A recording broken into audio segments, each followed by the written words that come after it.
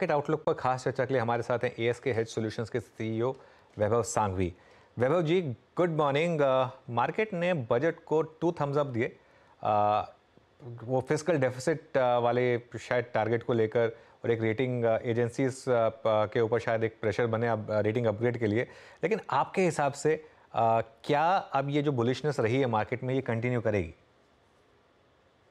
Yeah, I think let me spin it in the other way कि क्या ऐसी कोई ट्रिगर और इवेंट है जहां ये मार्केट की बुलिशनेस रुक सकती है।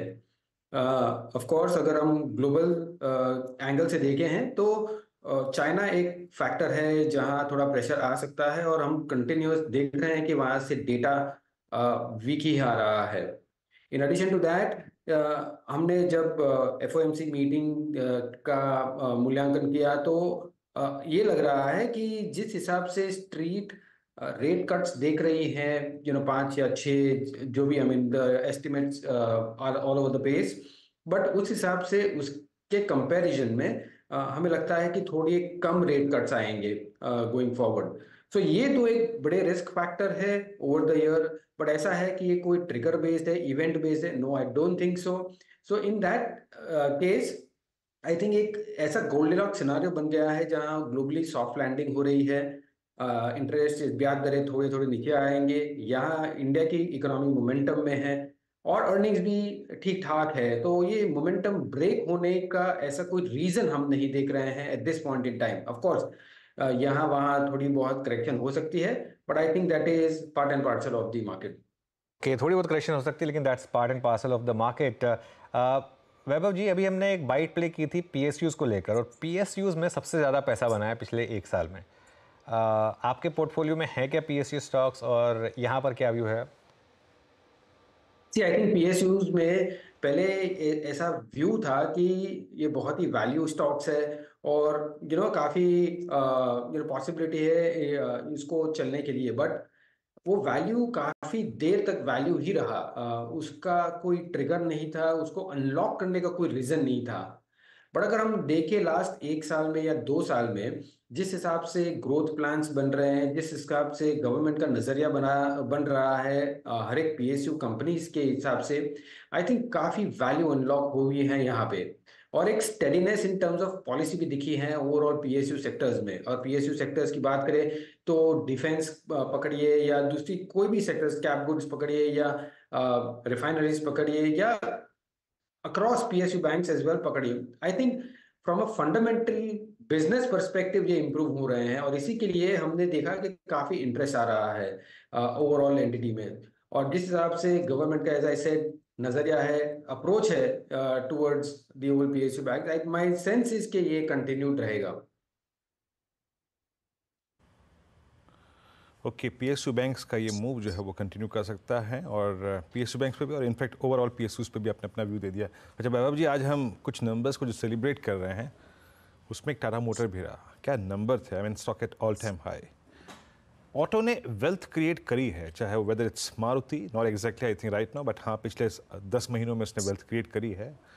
Tata Motors, look at TVS, Bajaj auto, Hero MotoCorp, ये प्राइस अपने प्रॉफिट्स को कैश में कन्वर्ट करने का है पार्शली, सब्सटेंशियली, या फिर आपको लगता है कि नहीं अभी और चलेगा?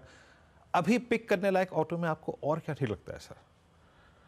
आई थिंक वीरेंद्र, आपने एकदम सही सटीक तरीके से कहा है कि ऑटोस में काफी अच्छी मोमेंटम थी लास्ट 1 साल 2 साल में। बट हम ऐसे दौर पे हैं यहाँ पे कि हमें ये sector on an overall basis थोड़ा ट्रिकी लग रहा है। और ट्रिकी क्यों लग रहा है? बिकॉज उसमें काफी सेगमेंट्स ऐसे हैं जहां हमें लगता है कि सिक्लिकल टॉप के टुवर्ड्स हम आ रहे हैं। स्पेशली अगर हम देखें सीवीज देखें, ट्रैक्टर्स देखें, हमें लगता है कि यहाँ से ग्रोथ वीक होनी चाहिए। At the same time passenger vehicle की जो कमेंट्री भी देख रहे हैं हम, वहाँ थोड़ी लोअर ग्रोथ की गुंजाइश सकते हैं।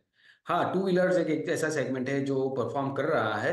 बट ओवरऑल ऑटो सेक्टर में after a very strong rally जहाँ ऑलरेडी आरएम टेलविंड्स आ चुके हैं, नंबर्स फैक्टरिंग हो चुके हैं, और गोइंग फॉरवर्ड अगर हमें ग्रोथ पे अगर थोड़ा प्रेशर दिख रहा है पर्टिकुलर सेगमेंट्स में, तो ये ये सेक्टर ऐसा है जहां आप कैश ले सकते हैं, थोड़े प्रॉफिट बुकिंग कर सकते हैं। ओके, ऑटो पे आपने वैभव जी का व्यू सुना। थोड़े से अगर आप देखें प्रॉफिट्स को कैश में कन्वर्ट करना सही रहेगा।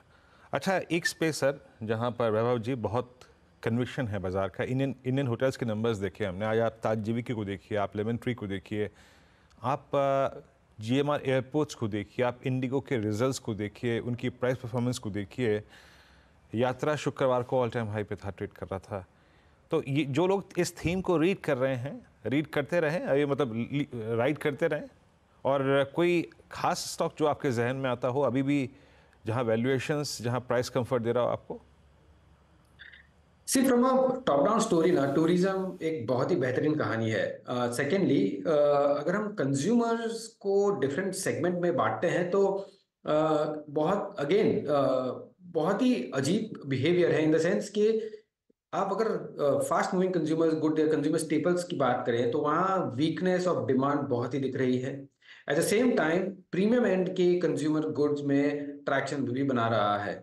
कंज्यूमर्स को स्पेंड करना है अपने एक्सपीरियंसेस पे, और पोस्ट कोविड जिस हिसाब से नजरिया बदला है कंज्यूमर्स का, आई थिंक ये एक ऐसी थीम है जहां experience along with now spiritual tourism की बात करें तो वो भी साथ में कंबाइन होके आई थिंक एक बहुत ही बेहतरीन तक और अपॉर्चुनिटी हमें दे रहा है गोइंग फॉरवर्ड।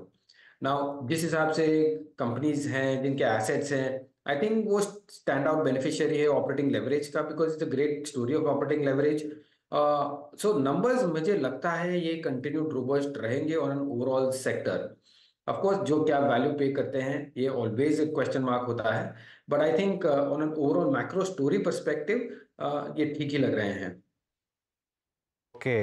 अच्छा, एक स्पेस, आई डोंट नो आपने कितना यहाँ पर मतलब नंबर्स नोटिस करे हैं या आपके पोर्टफोलियो में है या नहीं। स्पेशलिटी केमिकल्स, यहाँ बहुत पैसा बना था लेकिन पिछले एक साल से नंबर्स काफ़ी ख़राब रहे हैं। कोई व्यू यहाँ पर? स्पेशलिटी केमिकल्स आई थिंक अगर एक साल के पहले देखते हैं तो काफी अच्छी रैली हुई थी, और उनके वैल्यूएशन हम देखते हैं तो I think they were very rich for a commodity company. Now जब भी कमोडिटी कंपनी में हेडविंड्स आते हैं, और यह हेडविंड्स की बात है तो ग्लोबल साइड से ज्यादा हेडविंड्स है, जहाँ ग्रोथ वीक हो रही है, तो वो डायरेक्ट कोरिलेशन है between speciality chemicals and probably global growth as well. और उसके कारण हम देख रहे हैं कि काफी कंपनियों ने केपेक्स कर चुके हैं, और थोड़ा प्रेशर आ रहा है फ्रॉम रेवेन्यू पर्सपेक्टिव और प्राइसिंग पर्सपेक्टिव से। सो आई थिंक एलिवेटेड मल्टीपल से थोड़ा करेक्शन एक स्वाभाविक था और एक नेचुरल कोर्स था। गोइंग फॉरवर्ड प्रॉबेबली अगर ग्लोबल इकोनॉमी इतनी क्रैश नहीं हो रही है, थोड़ा बॉटम आउट हो सकता है, तो एक पॉसिबिलिटी है एक यहाँ से बाउंस बैक दे सकते हैं। But till the time there is robust recovery, हमें नहीं लगता है कि ये सेक्टर में ज़्यादा पैसा बनाने की गुंजाइश है। ओके, मीनवाइल मार्केट देखिए अगेन रेजिस्टेंस जोन में आके कोलैप्स किया वापस। निफ्टी आज देखिए दोनों साइड की ट्रेड्स रही हैं, लोअर लेवल पर सपोर्ट, हायर लेवल पर रेजिस्टेंस। और बैंक निफ्टी देखिए अब फिर से bank Nifty again higher level से स्लिप करता हुआ 204 पॉइंट अब बैंक निफ्टी नीचे। मेरे ख्याल से कुछ टाइम चलेगा मार्केट इस तरीके से, दोनों साइड के मूव्स आपको शायद दिखाए। अच्छा वैभव जी, एक दूसरा सबसे बड़ा सेक्टर हमारा आईटी, यहाँ पे अब हमने सारे के सारे लार्ज कैप के नंबर देख लिए। मार्केट ने एक लीप ऑफ फेथ लिया था पिछले 2-3 क्वार्टर्स में, खराब नंबर के बावजूद आईटी स्टॉक्स गिरना बंद हो गए थे। अब क्या थोड़े से ग्रीन शूट्स दिखे हैं आपको? क्या पोर्टफोलियो में ऐड करेंगे लार्ज कैप आईटी को? At least Anuj, I think last quarter में एटलीस्ट अगर एट द मार्जिन कहें हम तो कमेंट्री थोड़ी बेटर हुई है। साथों साथ जो डिसरप्शन जो हमें एक्सपेक्टेड था कि जनरेटिव एआई या एलएलएम आर्टिफिशियल इंटेलिजेंस जिस हिसाब से ये इंडस्ट्री में फेर बदलाव करेगा, ये हमें देखना था कि वो कैसे पैन आउट होता है।